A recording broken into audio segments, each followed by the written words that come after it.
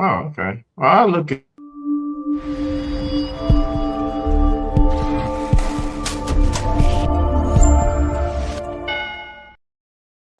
And we are in there just like that, man. We are running a little bit behind schedule, man. So I had to go ahead and just jump on into the mix. But dudes, what is going on? Happy Thursday. We are in this thing. Dude, it's a good Thursday. We're almost to Friday again. I love these Thursday shows because it's like it lets me know that Friday's tomorrow, you know? And then Yeah. tomorrow is basically the weekend, which means that I can fly.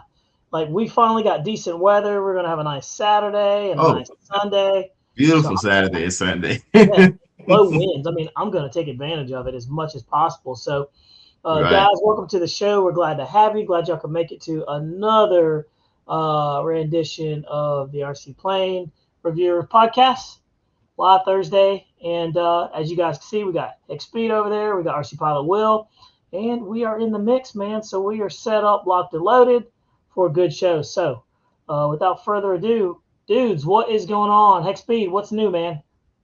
Well, I've been on a work trip for the last 3 weeks, so I'm going home tomorrow. Oh man, Just for the weekend, I'll be back out here, but for another week. you're not even gonna know how to act when you get home, man. You're gonna be like, "Jeez," you know. Yeah, I'm pretty used to it. Unfortunately, I've been traveling for a long time for work, so And then we got RC Pilot Will over there. What's new with you, buddy? Man, not a whole lot, man. Just waiting on my turbine to get back from King Tag. Nice, nice, Ready for this weather that we got coming up. dude. Ready Spring is almost here. Huh? I said spring is almost here. Oh yeah. Almost. Yeah. Yeah, it's getting darker later now. Yeah, man. I'm Hanging feeling out good a about little it. bit longer. So I'm telling you. we yeah, get a we're little already over here on the East Coast. Oh yeah, for sure. we're starting to get that nice weather too already. I Oh know. yeah. It's nice. The Earth is tilting in the proper Mm-hmm. direction, and so we're all about to benefit from that. But guys, without further ado, man, let's jump on into the show. Now I know we're going to talk about the elephant in the room because we're just going to go ahead and start off with it because I know everybody's wondering. Everybody wants to talk about it, so we're going to talk about it. We're going to talk about that flight line P-51D Mustang. If you guys don't know, now you know. It came out earlier today. It's a really nice looking warbird. Very We're nice. talking about 63 inches, priced at about $635. And so I'm going to bring it up so you guys can see it. But Hex Speed, man, what are your thoughts on it, man? I mean, it's quite the looker, is it not? Yes, it is a beautiful model. Honestly, I would say that it's the best looking ARF P-51 foamy that's ever been produced, in my Look how opinion. smooth that is. Like, look at that. That is nice. So I mean, it looks when very good. when Chris Wolf, so the RC Geek, I don't know if you guys, I'm sure most of you know who he is. He is now Motion RC's like head honcho as far as like airplane projects, helicopter projects, all that stuff. And I've known Chris since I was a little kid, and my dad worked for his dad.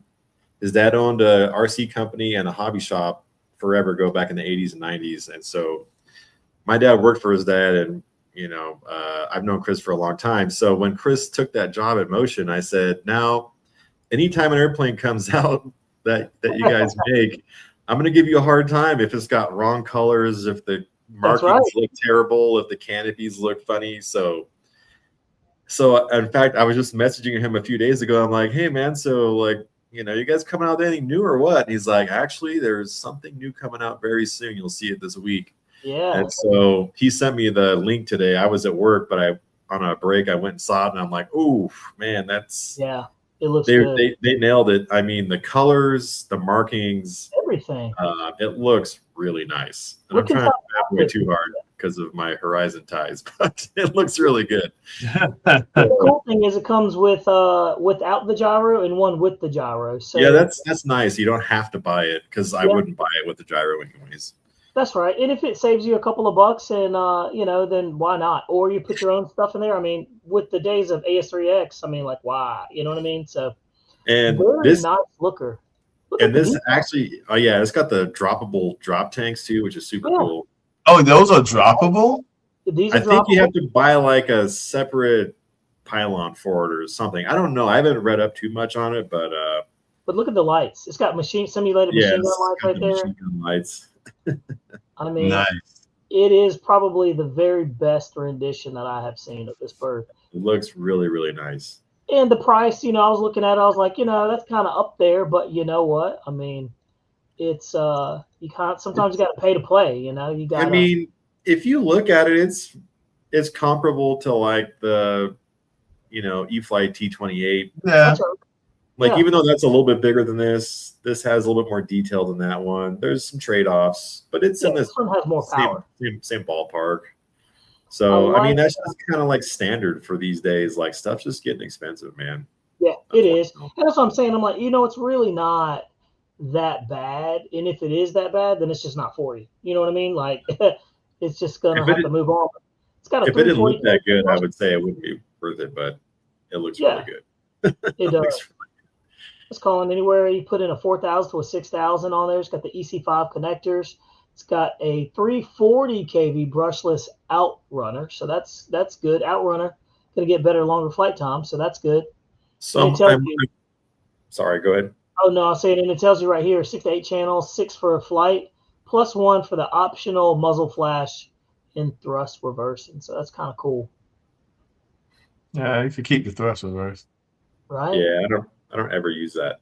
Maybe I never do either. Even on the EDFs, I've just I don't either. It's a cool feature. Yeah, I mean, if you're super limited on like runway length, I guess it works for some people. But to me, it's kind of hokey. I don't know. I just don't like the way it sounds. And I mean, I feel like it's damaging the EDF. It doesn't sound good. Yeah. Yeah, it does that. Sounds like a cat having a bad day. Right. But I'm over here just taking a look at it. And all right, let's take a look at the video of this thing and see. So, wow, they got a lot of videos out on it. So they got the symbol. Haven't watched anything really. Yeah, so let's take a look at it and let's look at the performance flight of it. Hopefully there's not any music. But guys, this is Motion RC video, so let's take a look and see. Ooh, I love that shot right there. Coming through the mountains. It does look good. She looked I'm wondering if it's a hotter motor than the older version, because the older ones were kind of doggy. I hope it has more power. It said it has more power, so we'll see. There goes. And I wanted to come out here and show you how good this airplane is. So we're going to take it up for a flight whenever I skip all that. From flight line, performance flight, rolling the throttle in. Get her up. She's a very well-behaved aircraft. Look at this. Run her down there a ways. It looks like it's got plenty of power on that takeoff. Strong. Probably one of the best behaving warbirds I've flown on the ground, to be honest. Ooh, I don't know. Gear is up and tucked. I'm going to say, I was like, I don't know, man. You need to try P-47. We'll throw her up the wing. Well, gyros fix a lot when it comes to her around. Look at that. Chris was telling you, though, that it does handle really well on the ground. Show you the bottom. Very Flip nice. the posts out here. Oh, loop. I'll do it out in the middle. We'll do a little loop action there. We'll check out the power. Yeah, that's a pretty good sized loop. Yep. It's trying to pull out of it. All right. Yeah, it's fine. Oh, can you hear that sound? Yeah. I'm about to say, run that back. Oh, that's the prop brake. Yeah, I guess. Yeah. Oh, yeah, that's weird. Yeah, she's a beaut, Clark. She's a beaut. Sounds like a prop brake off. Yeah, it sounded different, that's for sure. I ain't no Mustang. No. Into a. I mean, I need that thing to be. It said it was quick, but I need to see it. Looks like it's got plenty of power. Hold it, roll out, and we'll put her into a 4-point roll at the end. The Warbirds is kind of a lazy one, but it looked good. You gotta have the speed, but this one looks good. It looks like it's got good speed, good power. The thing with the 4-blade is it's never going to be fast. Yeah, I was just about to say that. Things are never going to be fast. But they got unlimited vertical though. Yeah, they make a lot of thrust. 16, yeah. That prop right there is a thrust. And also, how fast do you really want it to go? You know what I'm saying? Fuel. Nah, it flies for about 8 minutes. Yeah. If it'll carry itself through a big loop, I mean, touch and go, and then we'll bring it in full stop. All right, 1-notch flaps coming out, threw the gear out already. So we're going to see this landing real quick, see how leading some power. On. It definitely wants to land with a little bit of power in. I set it to about 1/4. Get her to the runway. Yeah, you don't chop the throttle with a 4-blade prop. No, you Stick definitely it. don't. That's where the brake's sitting on the end of that thing. Nice. That's why that Oh, it prop feels brake good. get turned off. Oh, if I it had feels that good. thing. It's such a I would nicely definitely be turning that behaved prop brake Mustang. off because you don't Some want of that It's the propeller radio. to That's right. stop. It's That thing definitely will not sink music. like a rock. Oh yeah. I mean, look at it. It is nice. Well, look at her not bounce there. I mean, I hit that pretty aggressively Not using much flap on the either. mains. Oop, oh. That's a good looking bird. P-51 Mustang. I really That's do a good looking enjoy airplane. this aircraft quite a bit.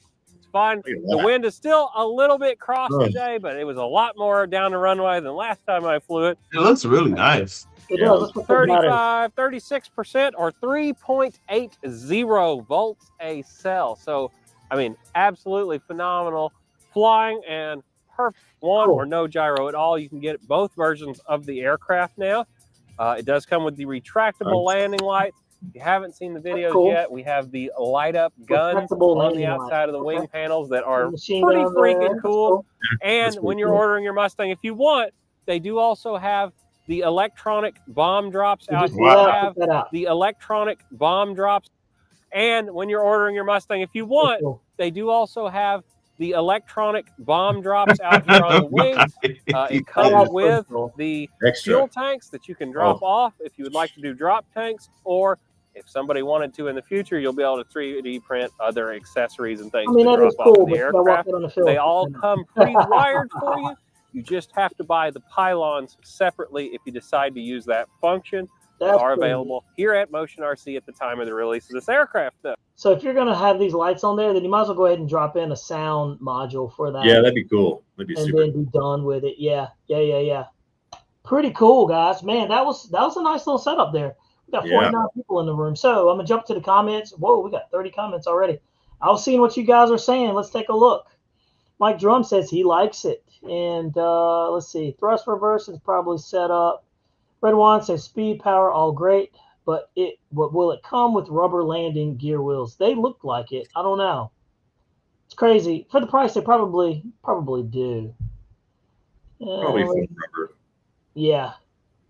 Let's see here. Let's see. Thrust reverse is fantastic if you have short, hard surface runways, bobbing and wheel flap grass. No need for reverse. That's absolutely right. Yeah. I wouldn't say that. Yeah. Let's see. I mean, here. we don't use thrust reverse, but we use brakes. Red Wine says at this pace, 6S Mustangs and F-22 models will be $895 by 2028. Probably not wrong. I hope you're very, very wrong. I hope he's wrong. I know, man. $895 for F-22. I know, man. Hey, That's look, probably 80 mil. Omaha said it looks like you're on PL1. That shot. You're losing weight. That's funny. Let's see here. I see the P-51 is rolling an Express LRS setup. I don't know what that is. I don't know. Let's see. Coolers sure are getting expensive nowadays. Is it the same size as the 1.5 meter Mustang from Horizon? No, it's bigger. It's like a 1.7, I think, or 1.8. Yeah, that was this one from Freewood gets 63 inches. So I think it's 1.7. Like the size of the old FMS one. Isn't FMS made one long that was 1.7 mil? It's the same size, Yeah. It's got some really cool features to it that they've done a good job with, I think. So, it definitely – see, if they really want to maximize on that price, just go ahead and drop a sound box in there, man. Just call it a day, right? Like, I had a buddy who passed away, unfortunately, but he took an FMS 1400 millimeter Mustang and he converted it into a B model and he did it up in Tuskegee Airmen colors. It was insanely detailed. He built a whole cockpit. It was wild. The windows opened, like the little slide windows. Yeah. Had little magnets. Anyways, he had a sound system in it. And I'd never flown a model with a sound system before. And the Mustang sound systems are pretty good. Like, they got that sound down pretty well, like the idle and everything else. It made flying that airplane really, really neat. And it was a super cool airplane. This one is like, it doesn't help that that's like one of my favorite P-51 paint schemes. And I sent Bobby a picture earlier today, but I actually painted my FMS Mustang in that scheme like 15 years ago or 10 years ago, however long ago that was. It was a long time ago. But I Yeah, love that paint scheme. And when I saw it today, I was like, oh man. dude, I'm telling you, it's But a this is a really good. I've said it a bazillion times. When they get the colors and the markings right on a model, it makes it look so much better. Just look at that new e-flite Beechcraft. How cool oh does yeah, that model look? It's because the colors are right, the markings are right. It's a neat paint scheme. It's different. It's something you haven't yeah, seen before. And so when these manufacturers spend the time, like Chris Wolf, he makes sure that all this stuff is done right because now he's in charge and he's super picky like I am when it comes to stuff like that. And they made sure that they did it right, and it looks really, really good. I Omaha can't said tell you how many. for all the bells and whistles. Absolutely. I mean, yeah, my thing is like we have to think about the airplanes from like the point of view. Not everybody wants a. I looked at it at first. I was like, man, that's almost the price of a balsa plane. But you know what? Not everybody wants a balsa plane. It'd be cool to have that airplane right there. I mean, for 600 something bucks, it's ready to go right out of the box. Throw a receiver in there and call it a day. And And you're if you flying. look at it, yeah, and if you look at it, the only other Mustang in that size is the Hangar 9 balsa wood one. There are, I guess, there are a couple. I think Siegel might have one, and I think Phoenix does. I can't remember, but FMS, I believe that's FMS does too. yeah. Well, if you're talking about balsa wood ones, I mean, you're looking at 400 just for the ARF. Then you're talking another 200-300 for servos, maybe another 100 for a receiver, and then the motor is $500. The Right. landing gear is another however much. So like you're going to be into it $1,500 easily. So when you compare it that way, do you want gas? Do you want electric? Do you want balsa? Do you want foam? Absolutely. Will, what do you Unfortunately, think about it? I mean, I don't know, man. I just like what I like. I'm just gonna Are say you that. not much of a Warbird guy or what? I feel that Yeah, you're not much I of a mean, Warbird guy. not really. When it comes to prop planes, I'm more of a civilian plane uh, type of guy, more so than the Hey, Warbird. the I've done the P-51 is a civilian plane P-51. too. You could be a civilian and own it. I mean, You I've can done the do that. P-51, the E-flite one, Yeah, Horizon. I've done that one before, and I mean, it's a good flying plane. Don't get me wrong. yeah, This one looks really nice too. It kind of got me on the fence of it, but I mean, yeah. so I mean, balsa. I don't think I would want that in balsa. I think I would prefer that in foam than Right. to get it in balsa. I mean, Yeah. it's already one of those planes that you gotta make sure you bring it in right. And with foam, you got that little bit of margin where if you come down too hard, you're just gonna compress some foam. You got a balsa, you're gonna break some wood. Yeah. True. Hey, but it flies better. Let's see. Whatever Prepper 13 says. Hey guys, love the show. Do they make a seaplane that you can switch out the pontoons for skis, so you can fly in the snow? Thanks. I'm pretty sure you could 3D print something. Yeah, well, they make pontoons, but I've seen people make skis. You can buy the skis. I've seen them on Tower before, but in this day of like you said, 3D printing, that's probably the easiest way to go. Also, too, I've seen people fly pontoons right off of snow, like it's nothing. So I hope that answers your question. But yeah, you guys can jump in on that one too. I mean, it doesn't snow here enough for me to really kind of answer yeah, that, but. never flown out. Well, I've probably flown like UMXs and stuff in snow, Yeah. but Louis says we got grass. We don't need that. Yeah. Yeah, down here it doesn't. We don't get a lot of snow. Let's see here. Mustangs, Timbers, and F-22 models are cracked to the RC hobby. There's a bunt out there that is better, but the crackheads only buy what they buy. Well, if that's they true. didn't sell, they wouldn't make them. Yeah, and it's cool. Which this is a good segue into our next topic because I had a couple of questions and we were talking about some other things. So let's get a little bit nerdy here. Let's get deep into something that HexB kind of specializes in. So we got him on the show today. We're going to dig into it. Let's get a little nerdy. Let's talk about the YF-23 and the J-63 fighter. So I'm sure you guys are like, maybe I don't remember what that looks like. So I'm going to show you exactly what I'm talking about here. So we're going to talk about, let's see here, The J63 is this one right here. This is the J63.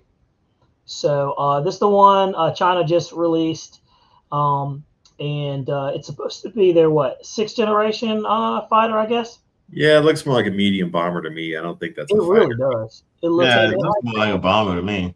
and it's got 3 turbines in there. But what is one thing that you think about this now? Hexspeed, you kind of work in this environment, so you know a little bit, you know a lot about this. But feel free to jump in. So, what exactly are we looking at? What is the 6th generation stealth fighter? Is it a stealth fighter? I don't believe it's a fighter at all. It's a really big airplane. The thing with today's combat environment is I think it's mostly about missile technology. And so you could take something like this, and if you got a long range missile, you don't have to get anywhere near a dogfight to shoot other, planes down. And so, but in order to carry some of these long range, really fast, really good new missiles, those are big missiles.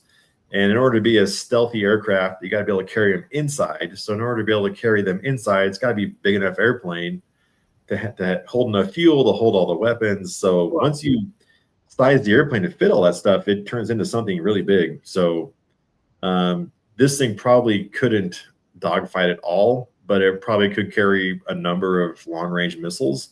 And that's probably what they're going to use it for. I mean, the 6th generation thing is kind of like a... Yeah, what does that actually mean? I know what it means. No one really knows what it means. I think they're just trying to define the separation between, 4th generation fighters are like F4 Phantoms, F-15s, F-16s. 5th generation is F-22, F-35, stuff like that. I don't think you can classify Super Hornet as 5th generation. It's more of a 4.5 or something like that. It's a 4th generation with some improvements, but 6th generation is, there's a lot of new technology when it comes to sensor technology and weapons and whatnot that would probably make some airplanes considered 6th gen, and also stealth technology has come a long way, but also the threat environment changes all the time. So it really just depends on what's going on in the world and who has what technology that they can find you with. So a lot of people are saying this is like the first,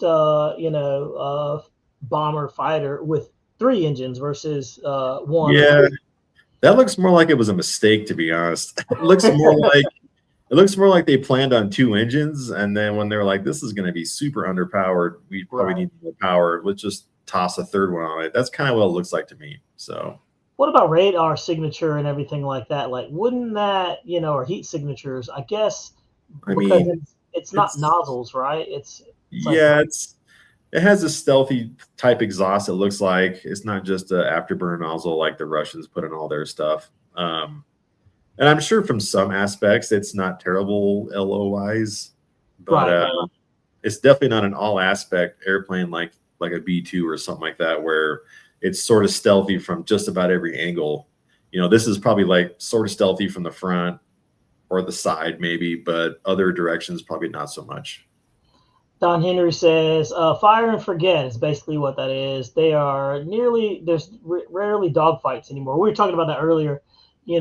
That's true with all these standoff missiles. I think we now have like missiles that can go over 150 miles or something like that. Oh yeah, 200 to 300 miles, I think, is some of the longer range ones. Pretty crazy stuff. I think you're really only going to get into dogfights when you have countries that are flying older airplanes because they have to. Right. Or they're using older missile technology. So yeah, it is pretty interesting to see. Also, we were talking about that one, but we were also talking about the YF-22. That's the airplane that essentially beat out the I'm sorry, the F-22 beat this one out. And we're not really sure, why. So I have some comparison specs that we can take a look at right here. So and everybody knows it kind of looks like the F-22, except they kind of cocked the vertical stabilizers out a little bit. So here's some specs on it. The YF-22 was 62 feet. The F-22 is 62 feet. Wingspan of the YF is 43. The Raptor's 44.6. The Raptor's definitely heavier. Takeoff weight is 62,000 pounds is the max. Raptor's 83. let's see, wing sweep angles 48 degrees versus the Raptor's 42. And they both have super cruise. So the F-22 super cruise is at 1.58 Mach. And then the Raptor is 1.82 Mach. That's pretty cool. So what you're looking at is the YF-22 and the F-22, which is both Lockheed's airplanes. The YF-22 was the airplane that competed against the YF-23. Competing with themselves. Yeah, well, no. So it was the YF-23 versus the YF-22, but the YF-22 turned into the F-22. So when the YF-22 won the competition, Lockheed took their airplane, then made some changes to it, and then the F-22 is the production version. So the YF-22 is the pre-production prototype. So if you were to compare in fact, if you look at the YF-23's data, it was fast enough that they haven't yet revealed how fast it was. So when they keep stuff like that secret, it's usually for a reason. Yeah. And they never fully revealed. I think they said Mach 2.5 plus is what the spec says. So the YF-23 was a substantially faster airplane with longer range. Quite a few things were better about the 23 than the 22, but. Oh, let's take a look at the specs real quick. And oh, wow. Yeah, you're right. The YF-23 had superior stealth and higher supersonic speed at 1.6 plus. So, yeah, much faster, huh? Interesting. Yes. So they were actually able to super cruise at 1.8 Mach, which is insane. So so super cruise is supersonic flight without using afterburner. That's just full throttle. So most jets won't super cruise. Actually, they need afterburner to go past Mach 1 or into the Mach 2 range. So the fact that you could go almost Mach 2 without afterburner is pretty insane. Jeez. Makes you wonder why, it didn't survive the cut, right? That's pretty interesting. Well, there's a number of reasons, some of which are true, some of which are kind of BS. Right. But, yeah. Joko Johnny said the Chinese version is a Temu B2. That's funny. Yeah. Unfortunately for China, it's not even close. Yeah, he says not even close. Yeah. It is pretty interesting, though, to see. It is interesting looking. I'll give them that. Yeah, I mean, it's pretty neat. Aero Builder Drew says systems where new apps, sensors, and weapons can be plugged in and updated as easily as a smartphone. That's true. Let's see here. So we're just jumping in there after stealth, the F-15E territory. Yeah, that new F-15E is pretty neat too. So EX, yeah, it's a solid airplane. That's it. Yeah, the EX. Man, oh man. So it'll be interesting to see what that F-47 does. But it was interesting to hear them say, like, China came out and said that the F-47 was already like outdated. I'm like, what are you talking about? Like, how do you know this? Like, China likes to talk a lot of crap. I was going to say, I was like, you're talking it down and don't even know what you're talking about. So, but the whole point of that was, I hope we see some YF-23s, come to market, man. How cool would that be? I mean, well, it would be super, super cool because there's only been one, and it was done by LX. LX. Yeah, LX. It was like mediocre at best. It was kind of small and heavy for its power system and whatnot. Yeah, I had one. I actually got rid of it. Just my problem is that I like the YF-23 so much that it just all the flaws with it bothered me, and I was just like, Yeah. I think I'd rather just build my own or something. But the good news is there's people in the main companies that also like the YF-23. I know Chris Wolf is a big fan of the 23, so who knows? Maybe one day Motion will do one. Yeah, we'll poke them with a stick, man, and see if they can get one done. That'd be cool. Chris. The problem is not a lot of people even know it existed. It's not popular like the F-22 because, first of all, no one knows about it. Well, not no one, but way less people know about it because it wasn't selected. Especially younger people, they probably have never even heard of it. So it's a super cool looking airplane, though. I've actually been around the real one at work. They built two of them, and one of them is in the Wright-Patterson Air Force Base Museum, and the other one is in California. And it used to sit outside one of our buildings. And so while I was down in LA for work one of the days, it was sitting out there, and I just walked around it and got to get up super close to it, which was really cool. So it's a big airplane, and I've actually gotten to know some of the engineers that were involved in that program back in the 80s and 90s. So it was kind of neat to pick their brains about it. That is neat. It was a very, very capable airplane that unfortunately didn't win, but here we are. And somehow, so we'll see. Hopefully, golly, hopefully with all what's going on in the world right now in the United States and Iran, that they don't have to test any of this technology out, man. But yeah, we'll see what happens. But we're going to switch gears on to the next topic. Let's talk about, we were talking about earlier, the new K8. We're getting closer to it. It's dropping in March, guys, so hang tight because it's coming. So Jeremy was telling us last show that it should be released sometime in March. So that's right around the corner. I can't wait to get my hands on that. So stay tuned for that one. it looks cool. Right. Yeah, it looks like it is. It looks like it flies very, very nice and light on the wings, which is cool. Now, That'd be a great introduction to jets. RC Pilot Will, let's talk about the easiest way to crash your airplane. The easiest way for me to crash my airplane is to rush to the field. Like while you're rushing, dude, it seems like every single time that I'm rushing to the field, I have a limited amount of time and I'm like just trying to move quick.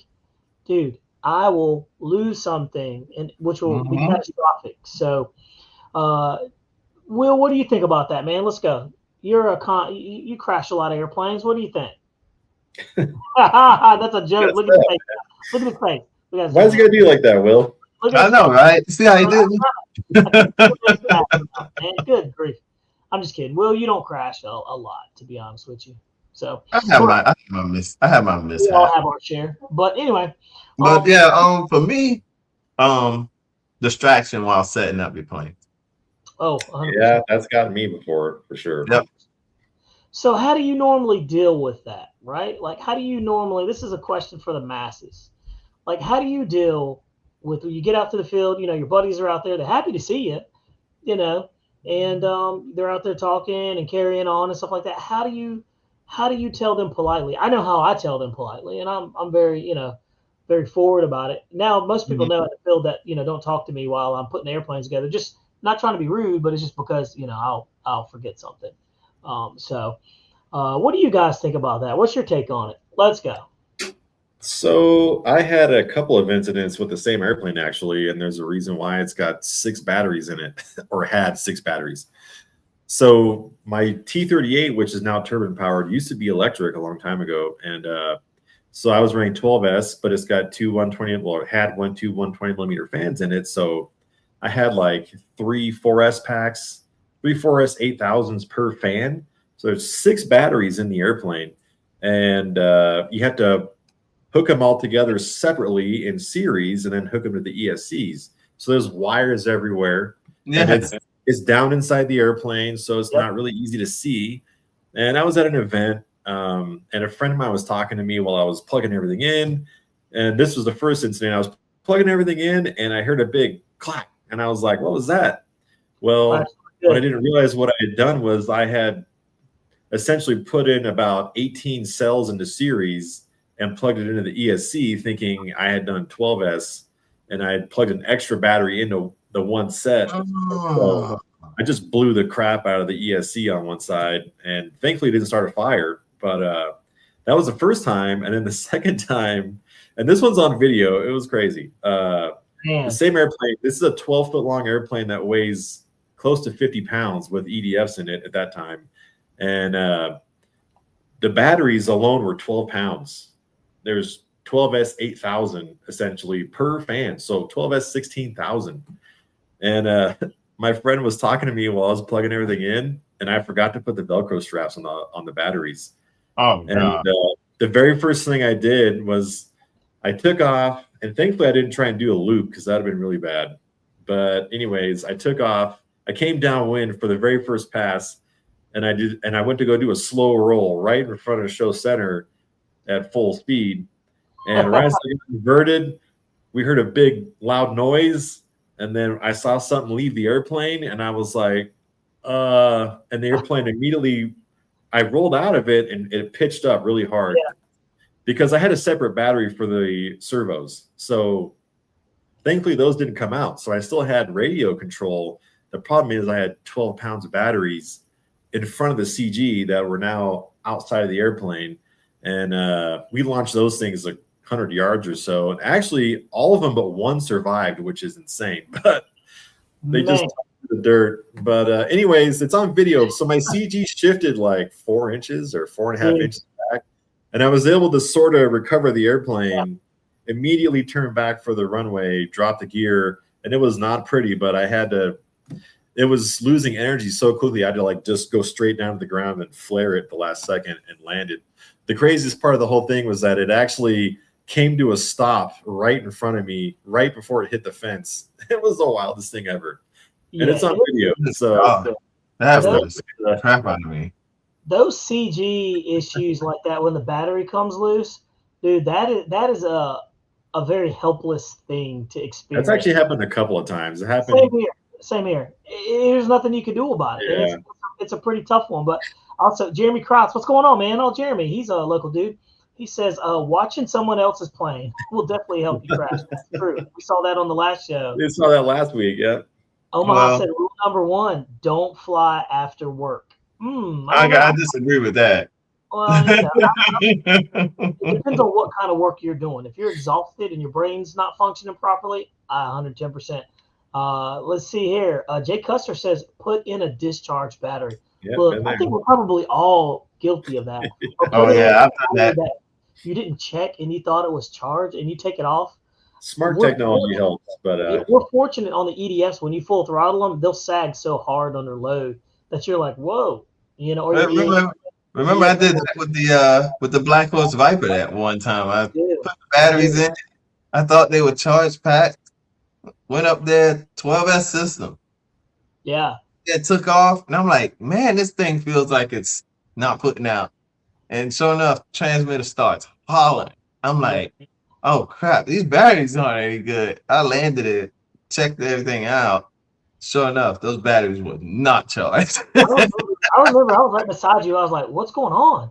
And you were like, yeah. And I was like, oh man. I was like, you know what? I've done that a bunch of times. So it happens. I come out there with a whole canister full of lipos. So I try to check them all and everything, but sometimes it just doesn't work out that way. So let's jump into it. Let's see here. Installing a used battery. Yep, I've done that. Grabbed the wrong one. Let's see. Jeff Castle says, easiest way to crash a motorcycle in RC planes, feel 150% confident. Absolutely. That's overconfidence. True. Yep. Yeah, that's got me a couple times. I've seen that, man. I've seen guys that got 150% confident on the motorcycle, and they end up laying that sucker down. You better respect that power. And I don't care how many CCs it is. The less CCs, the more reckless you get with it. You get comfortable. You need more CCs, man. That'll change something that you respect. So Mountain RC says not doing pre-flight checks. Yep, that'll get it. And sometimes you'll see in our videos too, like we do them every single time. And it's one of those things where I'm so used to doing them that like I will go through the motions, and sometimes I won't actually be thinking about what I'm doing. I'm like left, right, up, down. And I've actually crashed airplanes because of that. So now I make a point to make sure I actually pay a ton of attention to it and do that. Especially now with flying these turbines, dude. Yeah. You definitely want to make sure that everything is working before you check it right there in front of you. You check it as it's going taxiing down to the end of the runway, and you check it again after it turns around. Yeah, with the turbine, this is a completely different level of you just pay more attention to every detail on it. And not saying that I don't do it with my EDFs, but I don't do it as much with my EDFs. I don't know why. All right, Joko Johnny, what's going on, man? He says, if you get to the field and something is not right, do not try to make it right. It never works out. I have a rule. Mm-hmm. I do not work on airplanes at the field. I just don't. I don't like doing it. I've done it. I've had to do it for some reviews sometimes, but I do not like doing it. What do you think about that, Hexpeed? What do you think about that, working on airplanes at the field? Well, I mean, I don't mind it as long as I feel like I have what I need to fix the problem.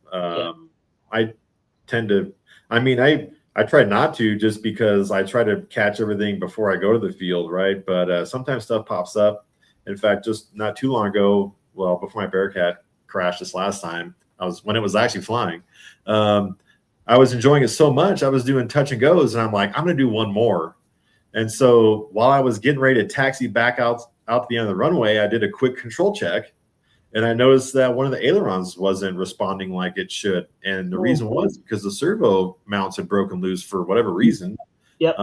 And so I was like, oh, wow, glad I caught that. And I taxied it in, and we put it on the stand, and I, scuffed the things and re-glued them, and it was fine. But, I don't mind doing stuff like that. When it comes to like, unless I spent on my A4 Skyhawk, I spent like all night trying to get the thing ready to fly. And then I got to the field, and then I was having tuning problems with the motor. And so I had to do, probably half an hour's worth of work to get the motor tuned right, because I got to take stuff out of the way. It's a pain in the butt. So like, I'm willing to do stuff if I really have to. If I put a bunch of effort into already getting there, I don't want to just turn around and go home, because it's going to have to be another week or two before I get to go back. So it's kind of like, I'll at least try and fix it. So. Yeah. Matter of fact, I'm looking at this right here. Bill Wagner hit it on the head, dude. And this is what we really got to pay attention to.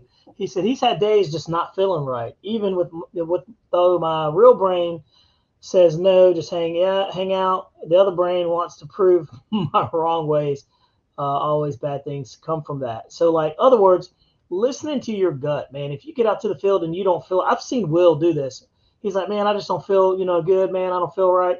And I'm like, hey, dude, it's always better to pack it up and fly another day than get out here and tear something up, But we really need to listen to our intuition. It's telling us, like, that's a clue that, maybe I won't do that one more flight. Because you know how many one more flights that I've done where I've crashed airplanes, and I'm like, the first thing you messed up at is saying, I want to do one more flight.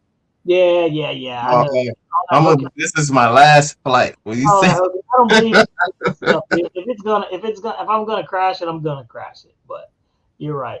I am a little superstitious about that sometimes. I'm like, don't say one more flight or one last flight. I'm like, that's my one last flight. Yep, you're right. I'm gonna get one more.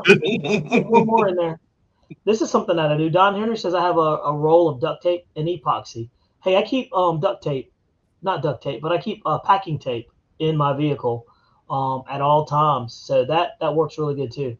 I always keep epoxy, super glue, and a little bit of tape just in case. Because if it's something small and stupid, it's like, oh man, I just came out here all the way for nothing. So. What I keep, and this is a cool topic, but what I keep in there is I keep that packing tape, I keep glue, and I keep Velcro. Like, I buy the boxes of Velcro. Yeah. I'll have that, and I'll throw that in there. I'll have bags of it and stuff, and then I'll have a bag of all of these like miscellaneous connectors for all kinds of lipos and things like that. One cool thing to have too is if you have duct tape out there, not only is it great for your airplanes, but if you cut yourself and you have a bad wound, you could duct tape that wound shut while you get yourself to the hospital. So that's something to think about too. Good stuff like that. First aid kit's always good to have in your car, for sure. Oh, for sure. I have one in my car. And also, I always say this, but I have quick clot too as well. So you cut yourself or something like that, dude, you can triage yourself and put some quick clot. I even have a tourniquet in mine as well too, because you never know. When I was a kid, my dad hammered himself really bad on one of my planes, and so I had this P-47. It was 40 size, and I scratch built it when I was like 14 or whatever. And we were out at the lake bed flying, and it was an inverted mounted engine, so you had to start it upside down. And so you had to start it upside down, then flip it back over. Well, it was having a hard time. It was a cold morning or whatever. It was having a hard time running up. And so he went to go adjust the needle valve, which was right on the cowling, right behind the prop. And I guess he just had a brain fart. He stuck his hand right through the prop. And this is an APC. I've heard about it. The motor wasn't even idle. Like, it was spun up a little bit. Dude. Yeah, it filleted the couple of fingers on the top of his hand. And so thankfully, almost right after that happened, we were out there by ourselves, and someone else showed up, and he had a first aid kit and was able to at least wrap his fingers. Yeah. And he was in a lot of pain. And thankfully I had my driver's permit, and I was able to drive us home because he was he was hurting. So yeah. He was it hit his bones. I mean, it was bad. That's what I'm saying. Go on Amazon and get you some quick clot, because it will save your life if you're bleeding out and there's nobody else out there. It's going to take some time for EMS to get out there where we fly. You know, we're kind of off the beaten path there. They're probably going to have to drop a helo in and get you somewhere if it's bad enough. So you can also do. I was looking at what Jeremy Crotch said. Super glue was originally made to seal cuts and wounds. Yep, I know a bunch of my military buddies. They use that. I've used it sometimes when I cut my fingers on the end, stuff like that. I do it all the time. Yeah, I use it all the time for that. Yeah, so it does work really good. But these are things just to think about, man.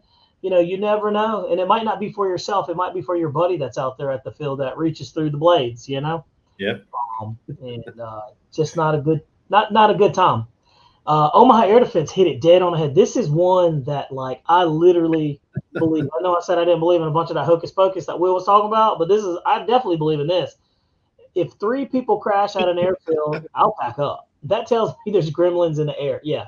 If I see 2 people crash, I'm like, especially if I'm getting ready to do a maiden flight, I'm like, nah, man, I'm not gonna do it. Nope. I'll look at Will and be like, yeah, nah, man, I'm not gonna do it.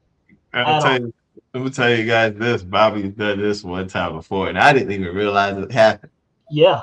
I think that was when I was my maiden flight of my Viper, and you was gonna maiden your Viper. Remember the Viper you had? It was the pilot Viper, and so we was gonna maiden both of those Vipers that same day. Bobby's like, "Well, man, why don't you go ahead and go on up?" I did. I was like, yeah, Will, why don't you go ahead and go on up? And he was like, oh, I see what you want. Yeah, he's like, you want me to go up first. I was like, you're kidding me, huh? Yeah, man. I was like, yeah, go ahead and get on up there. So he did, and it, you know, I was like, it worked for Will, so it's gonna work for me. So yeah, we actually ended up having a good day. Yeah, that was a good day for sure. But yeah, man, that is those are some really good reasons how to easily crash your plane for sure. So maybe we'll think about that, and some people will save their airplanes for talking about that right there. So yeah, I gotta say Omaha he's dead good on that one because we have been out there a couple of times. Oh, yeah. We just see one go in, see another one go in. Like, we'll do it.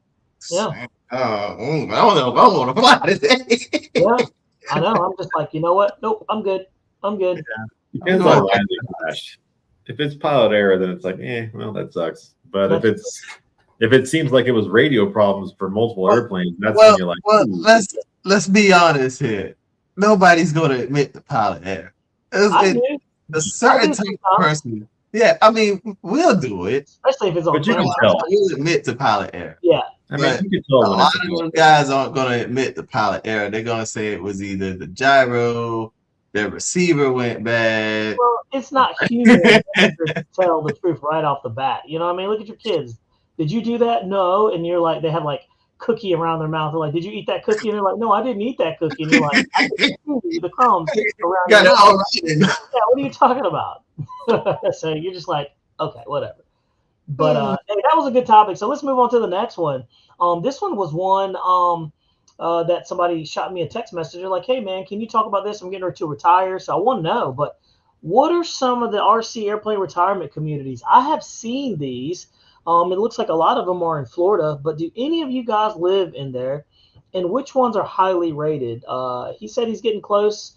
I want to say it was like Frank Rass. I think he was wondering which ones are the best ones to move into. He's getting close to retirement, and he would love to live in I would love to live in a community that has a field. I mean, that's like my dream. Imagine that, an airfield at the beach or close to the beach, like in a retirement community where everybody's of your age, which everybody's going to act accordingly, right? And it's RC airplanes. Like, it can't go wrong, right? It can. But I'm just saying, like, a lot of old guys flying Piper Cubs around and stuff like that. Yeah, everybody, exactly. Be flying nothing but the big slow stuff. But, dude, what do y'all think about that? Do y'all know of any of these communities? Let's jump in. Nothing around where I live, that's for sure. No?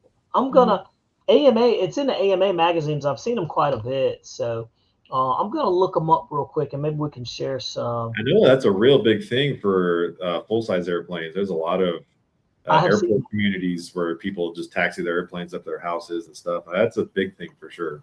That's a cool feature where they have like a hangar, right? Like, you know, how most people have a garage, they have a hangar. It's expensive retirement home. Yeah. essentially, you know. That's But big money right there. dude, I'm looking. There's a bunch of them, and there's some in Toronto. Let's see here. There's specialized communities like that. You know, I don't know know. it's Let me even jump forward. into. I'm gonna jump into the comments and see if you guys know this. So let's get some group buy-in. All right, Olacola, Florida. There's one there. Let's see. Aero Builder Drew. He says Robinson Ranch in Elroy, Arizona. The community maintains an RC park located just north of the residential area, accessible by golf cart. Dude, that sounds like perfect. I mean, you know, I'm gonna need some Carolina pine trees though. Arizona, I don't think I'm gonna see a lot of that. But dude, that sounds pretty good. Mike Drum RC says a lot of guys from my club are retired signal sneakers. That's cool. Oh, I like that signal seekers. That's cool. Let's see. I live there and I'm 35. Peace and quiet. Absolutely. I'd move there right now. Like honestly, my kids would probably make a lot of noise because they're out there playing around. Olacola, Florida has something like that. Okay. So yeah, so those are real communities like that. But that is something to think of. Like I said, Mike Drum said there's one in Michigan. And let's see, Bobby Horizon Hoppy dropped the new Phoenix Hobby Corsair for $2,000. Yep, we're gonna talk about that one too. $2,000 is a little spicy, man.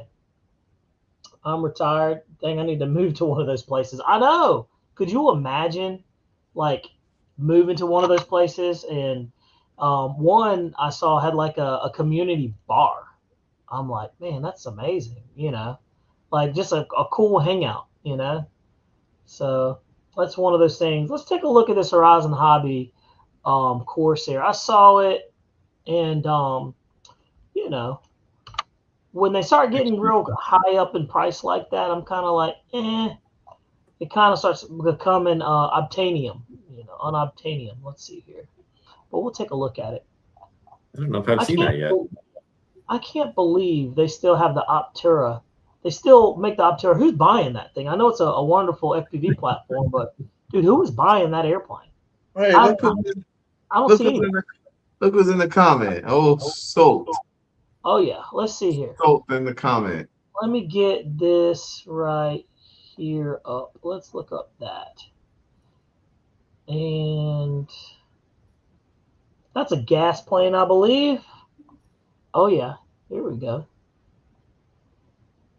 And I can't believe how expensive that thing is. That must be. Oh yeah, that's the one for pre-order. It's not. It's $1,200. Looks like it's $1,200. That's probably the one without everything. All right. Is that a 93-inch wingspan or something? I'm not. Let's see here. Here it is right here. Boom. All right. There you have it. 85-inch wingspan with electric retracts for $1,200. Wow. It looks good, actually. Now, is that mono? Yeah, it is that monocoat kind of stuff. The vinyl covering, yeah. Yeah. Huh. That's not a bad looking bird, man. Out of the box for the price. And that's made by Phoenix? Yeah, Phoenix models. Yeah, they make $2,000. No, it's 1,200. I think he said. But does it come with receivers? It probably comes with the retract. Servos. Probably not. No. Then it's $2,000. Yeah, this one. Well, This one is just with the retracts and the airframe. Yeah, so by the time you buy servos, you buy power system, motor. Comes with a sequencer. So that's what's the wingspan on it again? 85? 85 inches. It's a nice size. Yeah. I mean, that's a good size, of course. Yeah. But I mean, if you look at the cost between that and my Corsair is probably like 3 times as much as that. So. Oh yeah. Well, the majority of that is your engine on the front of it too. Well, I mean, no, I think the ARF itself, just the airframe was. Oh, my wife is watching again. Who makes yours? Who makes it was yours? like $1,700 or $1,800, and that's with no landing gear. So the landing gear were like $1,000. Yeah, that's wild. And then you buy servos and receiver and an engine and everything else. So realistically speaking, so this one's $1,200. You get the retract and the sequencer. Then you buy let's say a gas engine light. You're gonna put in a 60 in there. So let's say $400, and then you get your servos. You're gonna spend about $400 or $500 on servos. and your It's receiver. Yeah, you're And around 1,000. yeah, you'll be close to about Every two, man. $300 around there. That's not But if you terrible, were- actually. Let's If take you a were to look at it. compare that against other airplanes in that size range, that's a very decent price. I mean, I was gonna once already you say get into the that's bigger a low stuff, price. Phoenix model does a really good job too. They make they very do good make models. nice stuff, though. I'm gonna have to cut that down right off the bat. Let's take a look at it. The scale detail looks pretty decent. Okay, that's nice.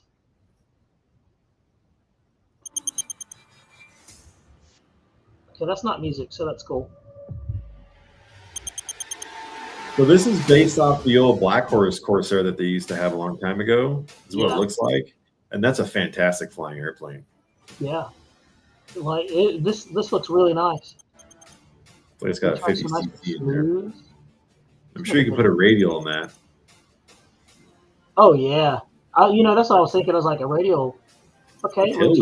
retractable. That's nice. Okay. I need that tail wheel, actually. That's a nice looking tail wheel. It's got the hook Yeah, on it. dude. And it comes with that for $1,200. Yeah, it's not bad looking. It's a pretty good looking airplane. But does it fly though? Let's take a look. No, it's wonder a how that Corsair, feels. man. They all- Fly like $1,200. Let's see. And they went with the back figure. Why they almost look like our field? Our field doesn't look like that. Well, that's grass right there. That's not even grass. That's dirt. That's it. Wow, smooth. Yeah.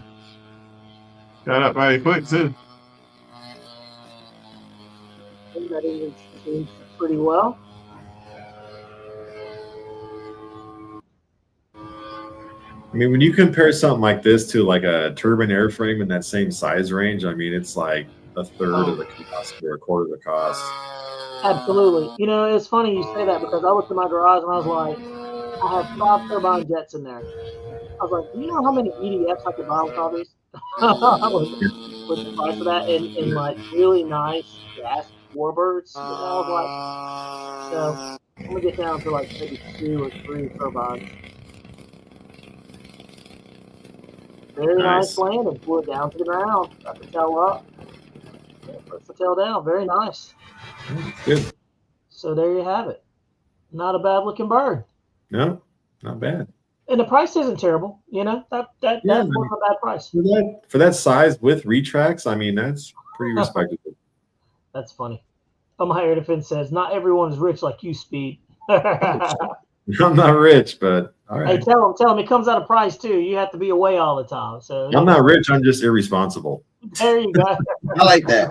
That's me on a t-shirt. I'm not rich. I'm just irresponsible. I just don't have a 401k. Actually, Right. It needs one when you're living in the moment. Let's see. I would mostly fly and running course. Let's see. Looking to get a better spot for sure. Okay, nice. Man, oh man, dude. So that's a cool one right there. I appreciate you guys bringing that one to light. I probably would have just skirted right by that one, just because I was like, $2,000. I hadn't even seen that one yet, so that's a new one to me. It's funny because sometimes they'll like slide those in. So, all right, let's talk about one more thing, dude. Let's talk about some cool tech items. I wanted to talk about this last week, but I didn't get a chance. So I was going to tell you guys some really inexpensive stuff. Some of y'all probably already have it or whatever, but this right here. Okay, well, you're not gonna be able to see that, but this is a cordless rotary tool, right? These are like so nice to have, and they're like $20 on Amazon if you want one. Thing's pretty cool, dude. You gotta have them. Like if you're cutting or if you are grinding wood and everything like that. But it has a nice little light on there, as you can see. So really useful, but the price is good. I use my Dremel all the time. It's like the one tool that I always use. You gotta have one, and then it's got these little little sanding bars right there. It's just a good thing to have. Very inexpensive, and it's just one of those things that you need to have like in your toolkit, in your hobby toolkit for sure. So comes in a nice little case like this right here, and there you have it. It's like I said, it's like under $20 to have this thing, and I've used this thing so much that it's been nothing but super helpful. The next thing we'll talk about over here is right here. This is it's a 55-piece set for servo plugs. that'll fit a high-tech Spectrum and RC. And these things are lifesavers, guys. It's like make your own wires. Yeah, dude, you can make your Oh. own wires right there. So Yeah, you'll I need to start doing that because Dude, I do it all the time, and it's super helpful, man, because it not only does it save you money, but it actually has all these little ends in there, every type of end that you can possibly need. that's pretty cool. Yeah, Amazon, very inexpensive, Amazon? and yeah, and very easy to make. I'm like, it comes with these little servo secure little safety Keepers, yeah, those are cool. dude. And it even comes with the tool you need in order to crimp these lines and everything like that. So you can make your own leads and everything like that and save yourself a bunch of money. That's cool. Very, very nice. And it makes models a lot neater usually, because a lot of times you end up with a bunch of extra servo length because one was too short, but the other one's too long, but you can't use one that's too short. So you just have to use the long one, then wind it up and zip tie it or whatever. Absolutely, dude. So small little things like that, man, just, they make a big impact. Let's take a look here. Don Henry says, Bobby, how do you think the Supreme Court decision on tariffs will affect the hobby? Or will prices stay put until the current stock is depleted? That's a good question, man. I don't know. I guess I'm trying to think. Are they going to refund us any of the tariff money? I don't know. Don't hold your breath. Yeah, personally, I'm not really worried about it, to be honest with you. I'm like, but maybe I should. So let's see here. I think it will. I think they'll just probably let the stock be depleted and then it'll start up. Don Henry says, I make my own cables, custom lengths, and he has no problem. So that was one of the things that I was going to start doing, because there's been times where I'll go on Amazon. I'm like, dude, I need an 18-inch, servo extension. And I'll go and look, and they're like, well, they only got 12s. And I'm like, man, I wish I could just, go and do it. So there are times where I'll do it myself or, kind of make them. But that right there, you make them official. So that's always good. How much was that little kit of stuff? It was like $24. Was it like $24? It was cheap. Dang. Yeah, man. So, you can't beat it. So it's just something very easy to have that's, you can lock down in on. Let's see here. Jeffrey Castle says, burned a Dremel tool, a Dremel porting. Oh, yeah, you got to have air power tools for doing stuff like that for sure. Well, you can do electric ones, but they're like really big units. They're not just like Dremels. I've ported lots of heads myself, and it definitely takes a long time. So if your Dremel's not up to the task, it's going to burn up for sure. That's true. Red Wine Spawn says, after COVID, the shipping costs dropped, but the RC prices remained the same. I agree. Horizon Hobby is the only one that I know has made, Banana Hobby and Horizon are the only really businesses that have taken a step in the right direction of lowering prices and being responsible with it, I guess. Bill Wagner says, that would be nice. That would be a nice hit for $600 tariffs on the Zycor 45 from Panda. Yeah. Let's see here. Stoltz said, not much change in that BA. We're already eating the tariff costs for everyone to keep up. Yeah, that's true. They've been doing that for a long time. Let's take a look here. Do-it-yourself server wire significantly cheaper per foot than pre-made extensions. Cost approximately 0.25 to 66 per foot when bought in bulk. So there you go. Man, oh man. All right, we're just going to be moving right along. And let's see here.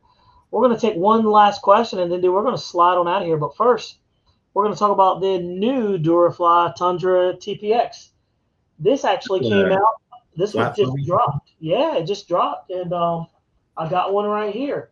This is the Durafly Tundra, TPX right here. It's one of the kind of like the foam board airplanes right there. Yeah. Yeah, very fun, very light. It comes with a LiPo and the battery already set up and everything. I was working my wires in the back there trying to put the AS3X on this thing just for the heck of it, to take it up and fly it around. But it's a very nice looking airplane. Everything about it is foam. The wheels are foam. Fuselage is foam. Obviously, the propeller is not. But a very nice flying airplane. And you'll notice that they already came out with some of the reviews on it. And a couple of the YouTube guys that do the reviews on this already have one. Well, I had one and I was messing around with it, and I ended up messing up one of my elevator servo. That was my fault.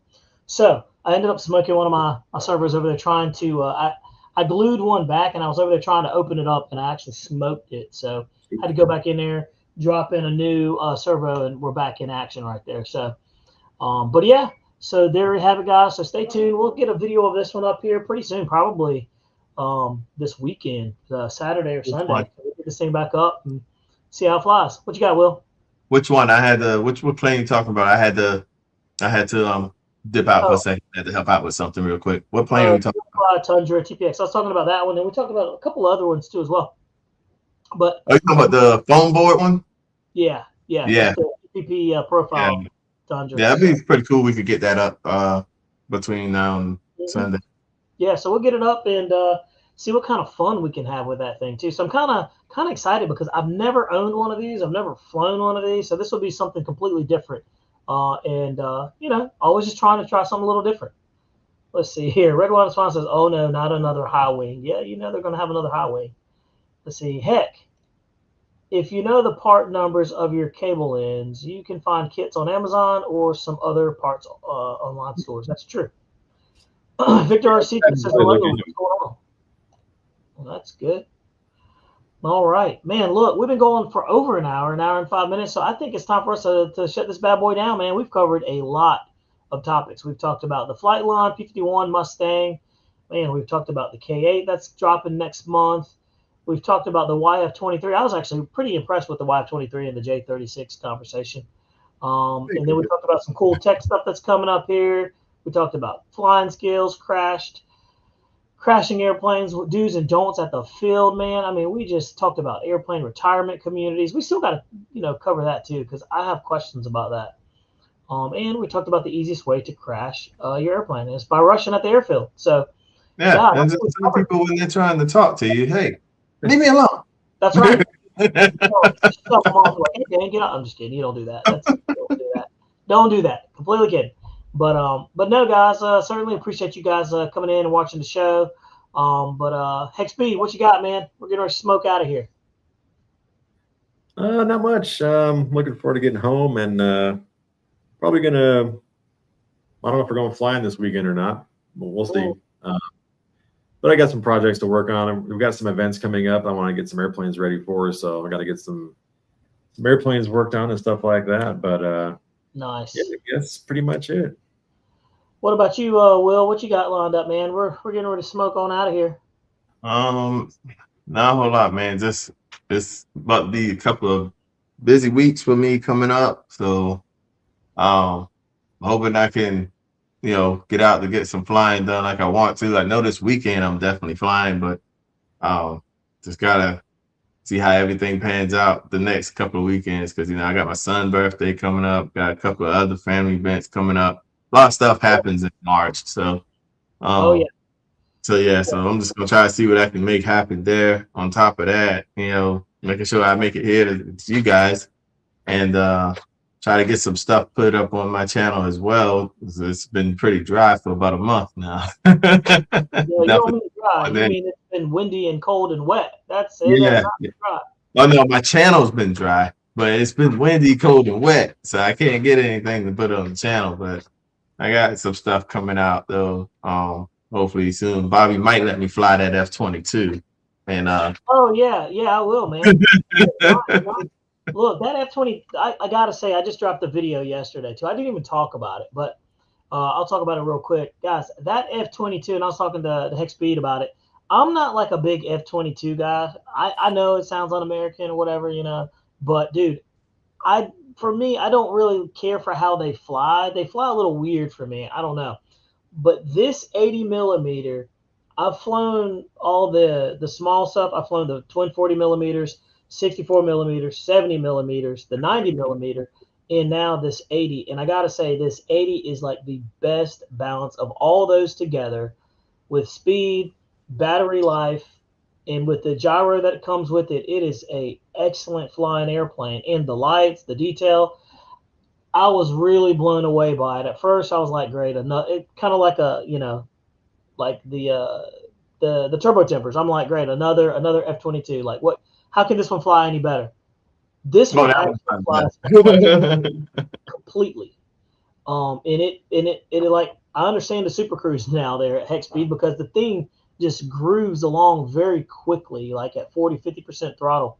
And here's another thing too, guys, for something to think about. So Freewing just came out with their 80 millimeter 8S 80 millimeter.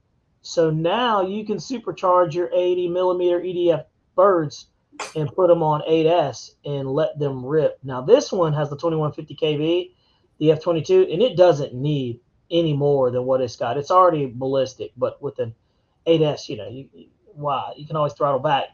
More is better. But I gotta say, if you haven't seen that video on that review that I just dropped yesterday, guys, you need to go out there and take a look at that. It's a very nice flying airplane. And me and Will were out there, and it was dark, and those lights showed up really nicely. the lights showed up really nice. So, shameless plug on the F22. Freewing doesn't give me anything. I don't get anything from them. I'm just here telling you guys good airplanes that fly good and passing on along that information so you don't have to. So, without further ado, I think that wraps it up, dudes. I think we had a good show. We've been rolling for 1 hour and 10 minutes, and I think it's time for us to say goodbye. So if we don't have anything else, dude, we're going to get on out of here. Hex Speed, certainly appreciate you jiving on into the show again. And RC Pilot Will, always a pleasure to have you here and on the show. And I'm going to release you guys back to your families and, your happy Thursday evening. So I hope you'll have a great one. Get out and fly if you can. If you've got feet of snow outside your house, there's nothing I can do for you. I would love to have some of that out here, but we don't. Other than that, I hope that somebody out there comes out with a very nice flying F-15, like twin 80, twin 70. I love that. I love it. I mean, I have been begging for that. I've been begging for that. So I don't know why nobody's done it yet, but I sure hope they come out with a V2, V3 free wing. Doesn't make any sense. Twin 70 sounds nice. Just do it, just do it, man. That thing will sell. Just do it up. I promise you. Anyway, I'm getting on out of here. I'll get off my soapbox. We're out. Appreciate you guys. Y'all have a good one.